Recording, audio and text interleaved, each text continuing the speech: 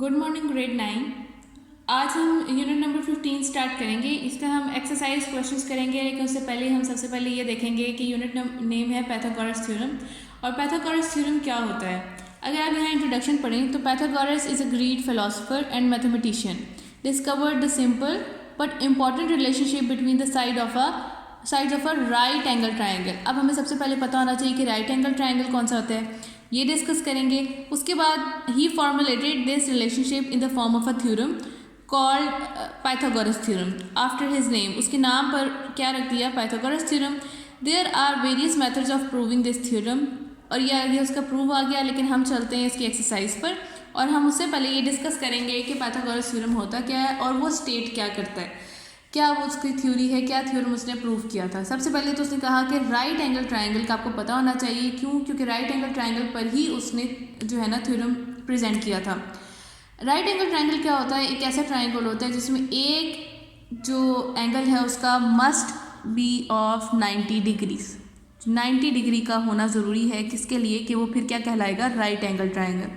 और right angle triangle normally तो हम जब एंगल कोई भी ट्राइंगल होता है उसमें किसी भी एंगल का सिंबल इस तरह से होता है, लेकिन याद रख लें इस तरह से होता है। लेकिन याद रख लें 90 डिग्री का जो एंगल होता है उसको हम इस तरह से हम लिखते हैं कि ये आइडेंटिफाई करता है कि ये कौन सा है, ये एक राइट एंगल ट्राइंगल है, ये एक राइट एंगल।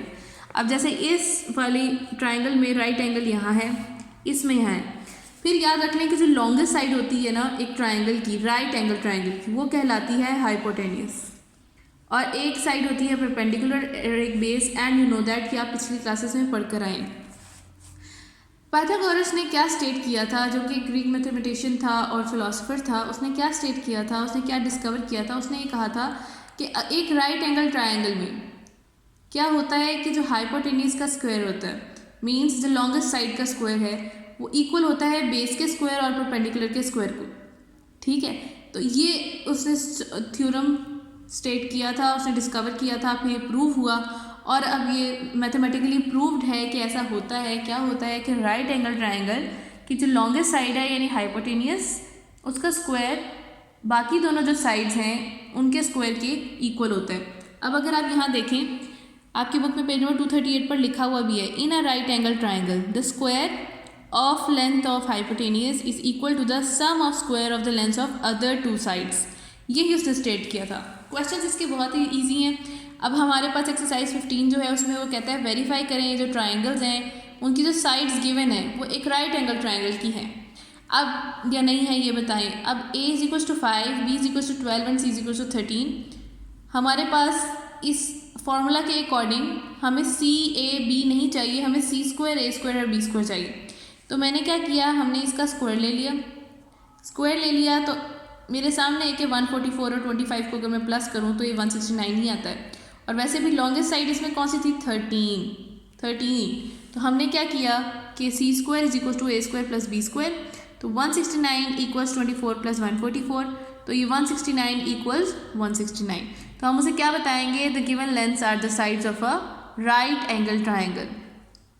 सेम इसी तरह क्वेश्चन नंबर 3। क्वेश्चन नंबर 3 में वो क्या कहता है आपको?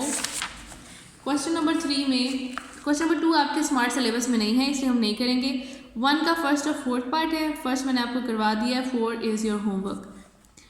अब क्वेश्चन नंबर 3 में वो कहता है the 3 sides of a triangle are of measure 8, x and 17 respectively का मतलब ये है कि ये a है, ये b है एंड ये c है। For what value of x will it become the base of a right angle triangle. वो कह रहा है x की क्या वैल्यू हो कि वो बेस बन जाए किसकी? राइट एंगल ट्राइंगल की। कोई मुश्किल काम नहीं है, हमें पाइथागोरस ने थ्योरम दे दिया है, हमने सिर्फ उसमें वैल्यूज पुट करनी है। उसने कहा था 8x एंड 17 रिस्पेक्टिवली का मतलब a 8, b x और c 17। हमने कहा कि अगर इन केस ये एक राइट एंगल ट्राइंगल है तो ये क्या होना चाहिए? C square is equal to A square plus B square. 17 का स्क्वायर लिया 289, 64 प्लस एक्स स्क्वायर, 64 इधर जाके माइनस होगा और 225 आ जाएगा, is equal to X square. Square root लेंगे because we want to find the value of x। तो x इज इक्वल टू 15। तो इट मीन्स कि 15 वैल्यू अगर x की हो जाए तो these sides are of a right angle triangle। आपने इसके क्वेश्चन नंबर 1 का 4th पार्ट करना है and thank you very much.